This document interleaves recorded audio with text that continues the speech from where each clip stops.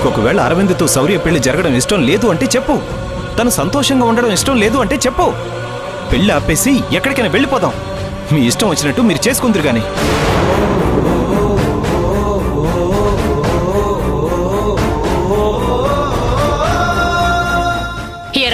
ప్రేమించిందే మనసు చంపుకొని అరవింద్తో పెళ్లికి సిద్ధపడింది. మళ్ళీ తన మనసును మార్చి ఆ అబ్బాయికిచ్చి పెళ్లి చేయాలనుకుంటున్నారా మీరు? అమ్మా, నా మాట వినమ్మా. నేను కలిసిన అర్థం వేరు. మీరు ఎలాగైతే శౌర్యకి అరవింద్కి పెళ్లి జరగాలని కోరుకుంటున్నారో అలాగే నేను కోరుకుంటున్నాను. కోరుకుంటే అలా చాటుగా ఎందుకు కలుసుకున్నారా వాణ్ణి?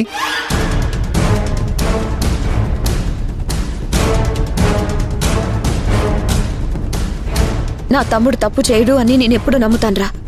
కానీ కళ్ళు ముందు సాక్ష్యం కనిపిస్తూ ఉంటే నువ్వు తప్పు చేసావేమో అని మొదటిసారిగా నేను నమ్మాల్సి వస్తుంది. మాధవ, ఇది పద్ధతి కాదు. ఆ రోజు నిశ్చితార్థంతో ఆగిపోవాల్సిన పెళ్లి ఎంతో కష్టపడి పెళ్లి వరకు తీసుకొచ్చాం. అత్తయ్యను ఒప్పించాం, అరవింద్ను కూడా ఒప్పించాం.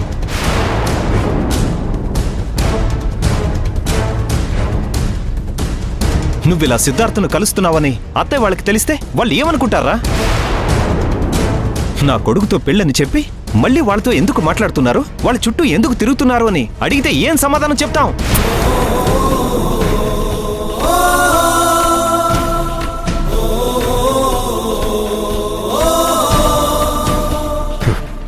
మీ అందరికీ ఒకటే చెప్తున్నాను.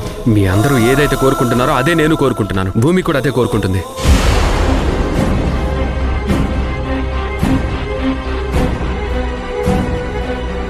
నేను తనని ఎందుకు కలిశాననే కారణం ఇప్పుడు చెప్పలేను. కారణం అయితే ఉంది. ఆ కారణం ఏంటి అనేది తెలిసిన రోజు మీకే అర్థమవుతుంది.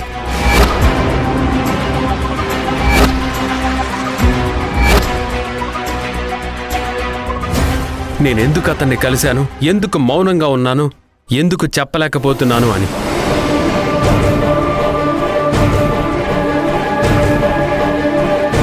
ఏంట్రా అంత గొప్ప కారణం? చెప్పు. చెప్తానన్నయ్య, ఖచ్చితంగా చెప్పే రోజు వస్తుంది. కానీ ఇప్పుడు కాదు. శౌర్య పెళ్లి జరగాలి. అది మనం అందరం అనుకున్నట్టే అరవింద్తో జరగాలి, జరుగుతుంది.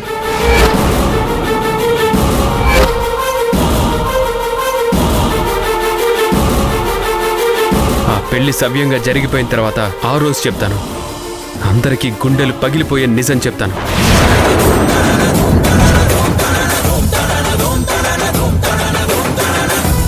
ఎవరు నాశనం చేస్తున్నారు, ఎవరు మోసం చేస్తున్నారు, ఎవరి కుటుంబాన్ని విడగొట్టాలని చూస్తున్నారో, ఎవరు ఏకంగా ప్రాణాలు తీయాలని చూస్తున్నారు, అన్నీ చెప్తాను.